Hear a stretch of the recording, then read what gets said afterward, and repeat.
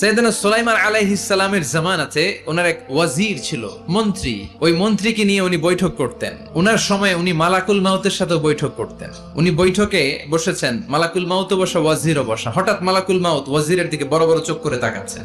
বড় বড় চোখ করে তাকানোতে ওয়াজির ভয় পেয়েছে। হঠাৎ মালাকুল মাউত চলে গেল। ওয়াজির বলে, ও সুলাইমান আলাইহিস সালাম, বড় বড় চোখ করে যে তাকালো লোকটাকে? সাইয়েদনা সুলাইমান বলে, হ্যাঁ দা মালাকুল মাউত, এটা মৃত্যুর ফেরেশতা। ওয়াজিরের কলিজায় পানি নাই, শুনে তো পিলে চমকে গিয়েছে। কয় কি? সাইয়েদনা সুলাইমানকে ওয়াজির বলে, ও সুলাইমান, মেঘমালাকে আদেশ করে দেন, আমি আর এই ফিলিস্তিনের ভূখণ্ডে থাকতে চাই না। আকাশের মেঘমালার উপরে আমারে বসিয়ে দেন, আর বলে দেন আমারে নিয়ে যেন আকাশের মেঘমালা হিন্দুস্তানের ওই দূর পর্বতে রেখে আসে। সাইয়েদনা সুলাইমান বললেন, আকাশের মেঘ যাও, আমার ওয়াজিরকে নিয়ে হিন্দুস্তানের একটা উপদ্বীপে রেখে আসো।